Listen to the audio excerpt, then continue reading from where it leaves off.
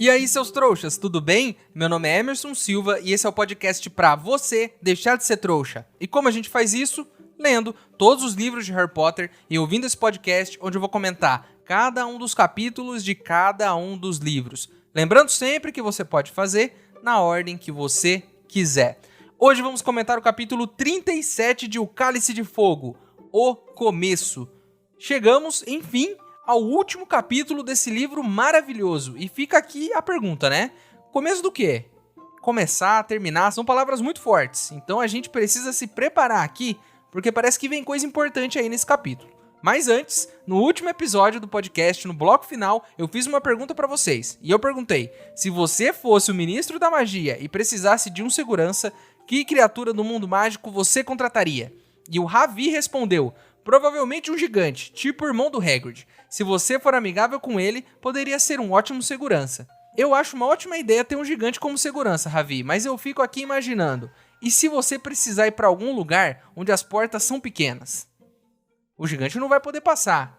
Para complementar a sua resposta, eu peguei a resposta da Taz, que disse que contrataria um elfo doméstico, porque eles são pequenos e muito bons em feitiços, e que assim daria um emprego decente a eles também. Baseado nas respostas de vocês dois, então, eu faria o seguinte, contrataria dois, um elfo doméstico e um gigante para serem meus seguranças. Vestiria os dois a caráter com terninhos, um terno gigante pro gigante, um terninho pro elfo, óculos escuros, e eles iam andar comigo o dia todo, lado a lado.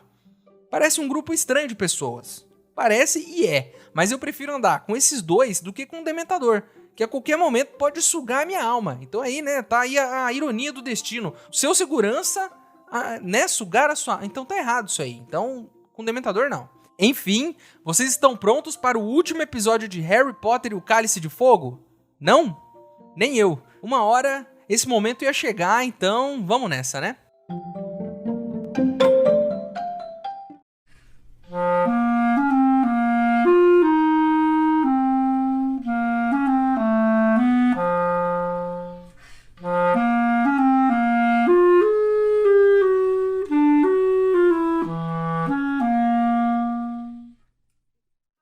Este episódio é patrocinado pela nossa nova apoiadora Bruna Castro Souza Maciel. Muito obrigado pelo seu apoio, Bruna. Seu gesto me enche de alegria e me motiva a continuar por aqui com força total. Sua ajuda vai direto para o meu cofrinho para podermos melhorar os equipamentos aqui de gravação do podcast. Muito obrigado mesmo. Esse episódio é para você.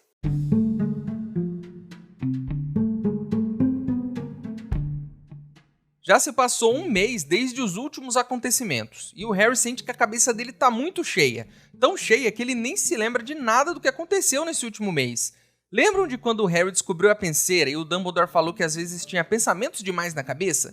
O Harry não entendeu aquilo naquele momento, mas tá aí, Harry. Com a idade, os pensamentos vão enchendo a nossa cabeça. É imposto que você tem que pagar, é o chuveiro da casa que queimou, é uma conta nova que você fez em 24 parcelas e tem que arrumar um jeito de pagar esse boleto. Quanto mais velho você fica, mais uma penseira se torna importante na sua vida. Eu, se fosse o Harry, comprava hoje mesmo uma penseira e já deixava ali, do lado da cama, para poder esvaziar a cabeça todo dia. O Harry se encontrou com os pais do Cedrico e descobriu que eles não culpam o Harry pelo que houve.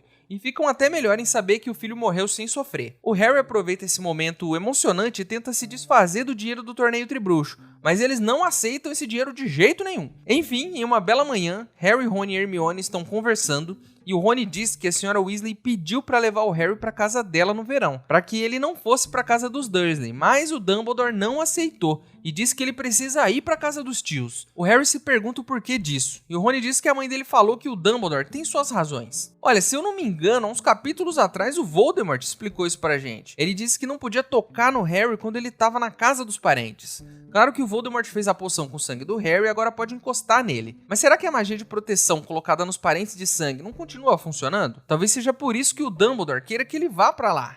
Pelo menos eu imagino que seja por isso, né? Ou talvez ele só queira que o Harry tenha a oportunidade de esfregar o prêmio de 1000 galeões na cara do tio Walter. Essa é uma boa parte de ter dinheiro, inclusive. Esfregar ele na cara das pessoas que não acreditavam que um dia você teria muito dinheiro. Guarda lá embaixo da cama e sempre que possível esfrega ele na cara do tio Walter e fala, olha só, eu sou rico, não preciso ficar aqui na sua casa. Mas, né, na verdade ele precisa porque tem o negócio da magia lá, enfim.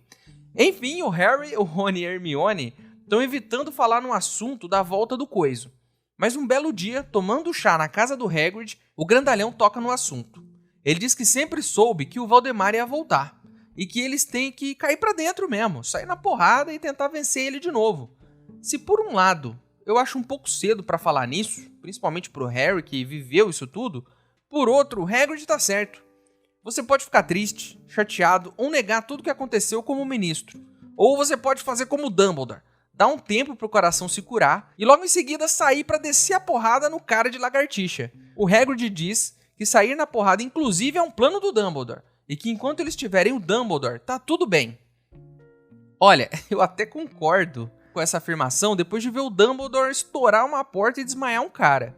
Mas desde o primeiro ano a gente tá ouvindo isso aqui. Todo mundo sempre fala, se o Dumbledore estiver aqui, a gente tá seguro. Mas sempre que o cinto aperta, Dumbledore sai da escola. Vai visitar um parente, vai comprar um sanduíche, sei lá onde ele vai.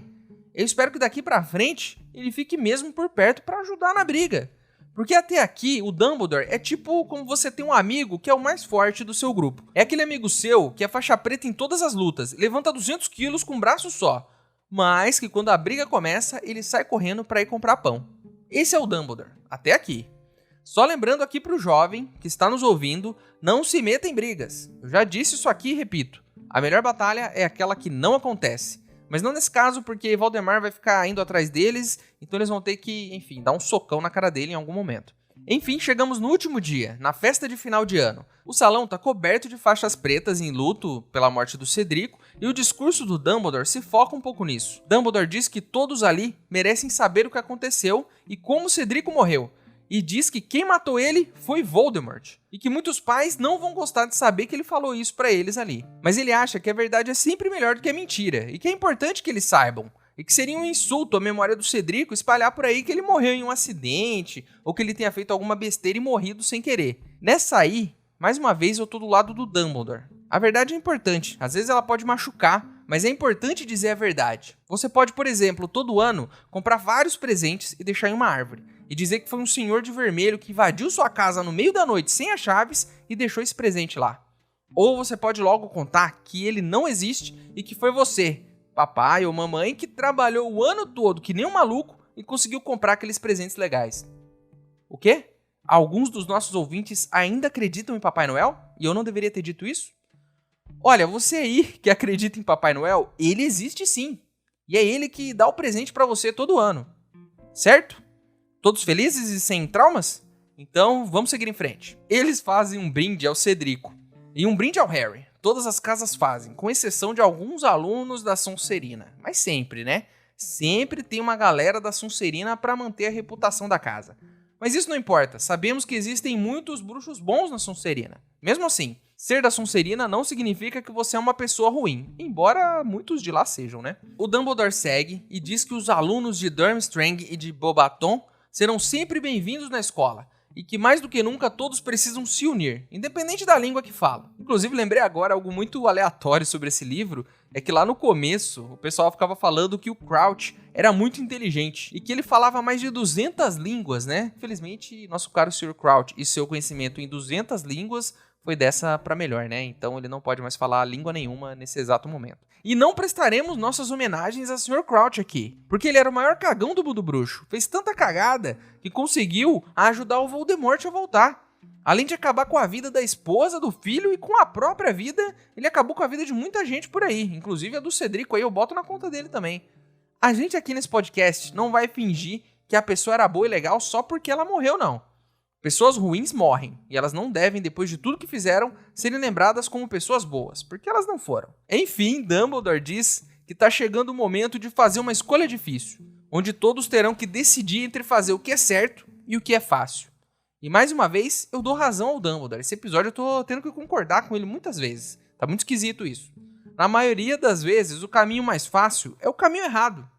É mais fácil admitir que foi você que esbarrou naquele enfeite de porcelana da sua avó e que ele caiu e quebrou? Ou é mais fácil colocar ele de volta na estante montado estrategicamente para ninguém perceber que ele estava quebrado? Não que eu já tenha feito isso, mas se tivesse feito, o correto seria contar logo a verdade e não deixar que o seu primo mais novo leve a culpa, esbarrando ali no enfeite de porcelana e deixando ele cair no chão e quebrar mais uma vez. Enfim, chegou o dia da grande despedida, e nesse ano, além dos alunos de Hogwarts irem embora para suas casas, os alunos de Beauxbaton e Durmstrang também vão. Eu não vou sentir falta nenhuma desses caras no ano que vem, porque era muito difícil para mim falar Durmstrang e principalmente Beauxbaton. A menina Flor vem se despedir do Harry, o Rony até tenta puxar um papo com ela, mas a coisa não anda muito bem, mas dessa vez, ao invés de ficar com cara de nojo, ela sorri pra ele, que é uma evolução, né?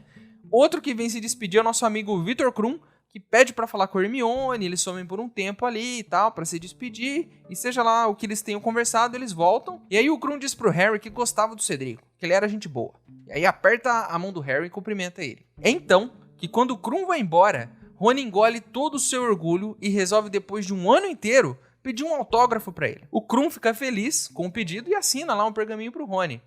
Eu já passei por essa situação aí. Há uns anos atrás, eu participei de um evento com algumas palestras. E um dos palestrantes era o Buzz Aldrin, que, caso você não saiba, foi o segundo homem a pisar na Lua, na primeira missão que foi pra Lua. Eu sou muito ligado nessas coisas sobre o espaço, viagem espacial, sobre planetas, eu adoro o tema. E eu gosto muito disso tudo, então eu fui nessa palestra. E naquele dia, eu vi o cara na minha frente. Acontece que depois da palestra, teve uma fila pra pegar autógrafo e tirar foto com ele. E eu, com muita vergonha, não fui até lá. Vocês têm noção de que eu tive a oportunidade de pegar um autógrafo do cara que estava na primeira missão para a Lua? Ele estava ali, a alguns passos de distância, e eu não fui porque eu estava com vergonha. Mas é claro que o Buzz Aldrin não ficou com a menina que eu gostava, né? Porque seria outra coisa daí, né? No caso do Rony é um pouquinho mais complicado. Aí eu seria obrigado a ignorar ele durante toda a palestra, se ele tivesse ficado com a menina que eu gostava. O que não ia fazer diferença nenhuma, porque eu sequer interagir com ele de qualquer forma, então não ia mudar nada para ele.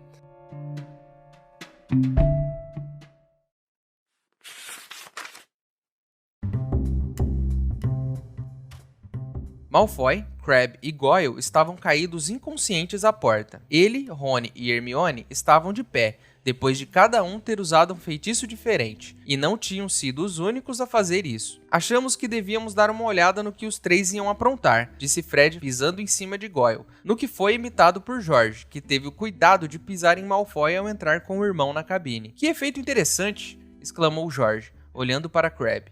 Quem usou o feitiço Furnúnculos? Eu, respondeu Harry. Que estranho, disse George descontraído. Eu usei o das pernas bambas. Parece que não se deve misturar os dois. Brotaram pequenos tentáculos pela cara dele toda. Bom, não vamos deixar os três aqui. Eles não contribuem em nada para a decoração.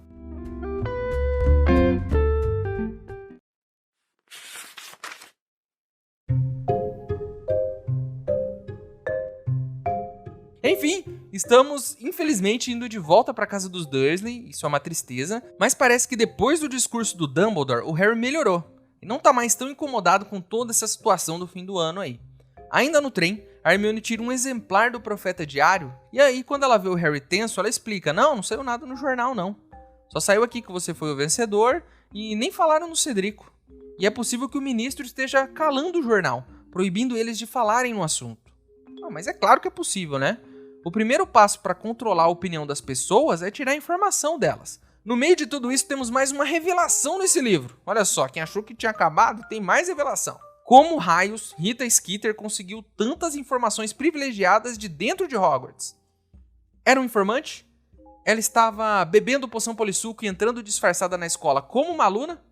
Ela se rendeu à tecnologia dos trouxas e colocou microfones escondidos na escola para ouvir as conversas dos alunos? Isso não era, porque tecnologia de trouxa não funciona em Hogwarts e isso está lá em Hogwarts Uma História, né? Pra quem leu sabe que tá lá. Inclusive, vale até um debate aqui, né? Os jornais e revistas do mundo bruxo parece que são excessivamente interessados no ambiente escolar, né? Sei lá, tenta imaginar aqui comigo. É tipo como se você fosse assistir o jornal local da sua cidade, ali na hora do almoço, e tivesse uma matéria falando de quem ficou com quem na sua escola. Claro que tinha um torneio tribruxo esse ano, né? Mas mesmo assim, Hermione diz que Rita Skeeter não vai contar mentiras por aí por um bom tempo. Então ela tira um pote de vidro da bolsa e tem um besouro lá dentro. Mas não é só um besouro normal. É Rita Skeeter, um animago. Rita Skeeter é mais um animago clandestino que se transforma em besouro. Hermione sequestrou Rita Skeeter, enfiou dentro daquele vidro e fechou. Espero que ela tenha feito um furinho na tampa, né? Que é sempre importante pro animalzinho respirar ali. Hermione diz que colocou um feitiço pro vidro não quebrar e que combinou que vai soltar ela assim que chegar em Londres. E que também é bom que ela não conte mentiras por aí durante 1 ano, senão ela vai dedurar que a Rita Skeeter é um animago. Vamos só torcer pra Hermione não acabar esquecendo esse pote aí de vidro, né? Num lugar onde ninguém possa encontrar a Rita Skeeter e ela fique pra sempre dentro daquele pote, não é mesmo? Espero que isso não aconteça, não é? Agora você finge que eu tô piscando um olho assim, pra dizer que, na verdade, eu gostaria que Hermione esquecesse esse pote em algum lugar, sabe? Como aqui a gente não tem imagens, eu tenho que explicar o que tá acontecendo aqui durante a gravação. Ah, sim, uma coisa interessante aqui sobre esse negócio de animago. Ano passado, o Sirius Black fugiu da prisão. Isso foi um grande mistério. A gente não sabia como a coisa toda tinha acontecido. Além disso, Pedro Pettigrew estava morto. No final, a gente descobre que o mistério era basicamente o mesmo. Os dois eram animagos, fora do registro do ministério. Nesse ano, a gente descobre que Rita Skeeter também é um animago não registrado. A questão aqui é, quantos animagos não registrados temos por aí? O ministério precisa controlar melhor isso daí, porque tá virando bagunça. O que garante que o seu cachorrinho ou gatinho que tá aí do seu lado, ouvindo esse podcast junto com você, não é um animago? Fiquem ligados nisso, hein? Não fiquem contando tudo que vocês sabem pro seu animal de estimação. Ele pode acabar levando suas histórias até os jornais e revistas de fofoca. Fique de olho. Tem um personagem que apareceu pouco nesse livro, e eu confesso que eu não tava sentindo falta nenhuma dele até aqui. Malfoy e seus capangas aparecem do nada na cabine dos três e fazem o que eles sabem fazer de melhor, né? Encher o saco. Diz que Hermione, enfim, capturou aquela repórter patética e que o Harry, mais uma vez, é o favorito do Dumbledore, que eles devem estar muito felizes. Aí ele diz pro Harry que avisou ele no primeiro ano. Diz pra ele escolher melhor com quem ele anda, mas que ele não soube escolher, e agora ele tá do lado errado dessa guerra. Que a ralé, os nascidos trouxas como Hermione e os amantes de sangue ruim como Rony serão os primeiros. E aí ele diz, muito maldosamente, né? Diz assim, ah não, o Diggory foi o primeiro, sabe? Meio que desdenhando do menino que acabou de morrer, cara. Mas antes que ele termine a frase, Harry, Rony e Hermione, Fred e George, que apareceram do nada, soltam feitiços ao mesmo tempo no Draco. E todos eles desmaiam, Draco e seus capangas. Cada um fez um feitiço diferente. O que foi necessário para deixar todos eles desmaiados no chão. E com as caras todas cheias de tentáculos, assim. Porque misturou tudo e virou uma maluquice. Que dó, hein? Nossa, que pena, hein? Que dó de você, hein, Draco? Nossa. Mais uma vez eu tô piscando meu olho aqui, vocês não estão vendo, mas, enfim, estou criando essa imagem visual aí para vocês. Enfim, Fred e George se juntam a eles na cabine. E no meio da conversa, o Harry pergunta quem eles estavam chantageando naquele dia, em que eles se encontraram lá no Corujal para enviar cartas. Aí eles explicam que não era chantagem. Eles estavam tentando receber o dinheiro da aposta que fizeram com o Ludo Bagman, lá na Copa Mundial, lembram? Resumindo a história, o Bagman pagou eles com aquele dinheiro falso de Leprechaun. Eles acharam que tinha sido um engano dele, e por isso estavam mandando cartas pedindo para que ele pagasse com dinheiro de verdade. Aí ele disse que os dois eram muito jovens para apostar, e não pagou nada. Nem devolveu o dinheiro que os dois colocaram na aposta. Ah sim, pior ainda, ele também devia pros duendes que na Copa Mundial até deram um chacoalhão nele no meio lá da floresta e pegaram o dinheiro que ele tinha dos bolsos. Inclusive os duendes estavam seguindo ele ali por Hogwarts porque ele ainda estava devendo pros caras. Lembra que a gente viu Bagman conversando com os duendes e tudo mais? Para tentar pagar essa dívida com os duendes, ele fez uma nova aposta de que o Harry seria um campeão. Lembra que ele até estava tentando ajudar o Harry a vencer? Era por isso, ele tinha apostado no Harry e queria reaver esse dinheiro. Então ele estava ajudando o Harry a vencer para poder pegar a grana do Tribruxo. Inclusive, né, os duendes são barra pesada. Então eles estavam seguindo o Bagman, já tinham dado um chacoalhão nele. E ele, para fugir dos duendes, depois que Harry não venceu o Tribruxo, na verdade Harry até venceu, mas foi junto com o Cedrico, então a aposta não valeu, Bagman desapareceu, para não precisar pagar a dívida para os duendes e não tomar porrada deles. E sem qualquer esperança dos gêmeos receberem esse dinheiro. Dessa vez eu não vou ficar dando conselhos aqui não, porque eu já dei muito conselho. Com exceção de um. Nunca aposte com os duendes. Eles são barra pesada. Qualquer dia aí, ó, se você apostar com o duende e não pagar, qualquer dia ele vai te encurralar aí num beco e te encher de porrada e pegar todo o seu dinheiro. Não faça apostas com duendes. Isso é um recado importante desse podcast. A viagem passa e eles chegam à plataforma. E antes de descer, o Harry pega, chama os gêmeos e entrega o prêmio do Tribruxo para eles, pro Fred e pro George. E diz para eles investirem esse dinheiro no novo negócio deles, nas genialidades Weasley. E o Harry até diz que agora o mundo precisa, mais do que nunca, dar boas risadas, porque a coisa tá ficando feia. Os gêmeos só aceitam o dinheiro depois que o Harry fala que vai jogar um feitiço neles se eles não aceitarem. Então eles pegam e podemos esperar aí invenções mirabolantes no ano que vem, porque agora os gêmeos estão com um bom investidor. Inclusive a gente falou disso no passado, né? Quem é rico no mundo bruxo? Quem que pode ajudar eles? Tá aí. Harry vai investir nos dois. É um bom investimento, hein, Harry? Então ele se despede dos amigos, dá um abraço na senhora Weasley e vai se encontrar com o tio Walter que tá lá, né? Com aquela cara de trouxa dele esperando o Harry. Mais um ano terminou, um ano maluco, cheio de novas emoções e com um problemão pro futuro. Mas o mais importante aqui, depois de todo esse ano, não é a Copa Mundial, não é o torneio Tribruxo, não é o baile de inverno. O mais importante aqui nesse ano foi que a gente descobriu que se você tem amigos, pessoas que te amam e que te apoiam, nada mais importa. Nada mais te bota medo. Nada segura você.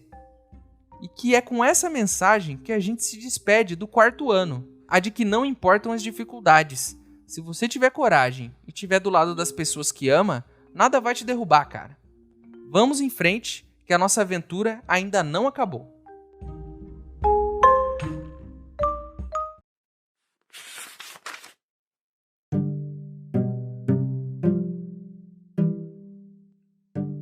Tio Walter estava aguardando do outro lado da barreira, a senhora Weasley muito próxima dele. Ela deu um abraço apertado em Harry quando o viu, e cochichou em seu ouvido. Acho que Dumbledore vai deixar você ficar conosco mais para o fim do verão. Fique em contato, Harry. A gente se vê, Harry, disse Rony lhe dando uma palmadinha nas costas. Tchau, Harry, disse Hermione, e fez uma coisa que nunca fizera antes. Deu-lhe um beijo na bochecha. Harry, obrigado, murmurou George, enquanto Fred concordava animado, acenando com a cabeça ao lado do irmão. Harry piscou para os dois, virou-se para o tio Walter e o acompanhou silenciosamente para fora da estação. Não adiantava começar a se preocupar, disse a si mesmo quando embarcou no banco traseiro do carro dos Dursley. Conforme dissera Hagrid, o que tiver que ser, será, e ele teria que enfrentar o que fosse, quando viesse.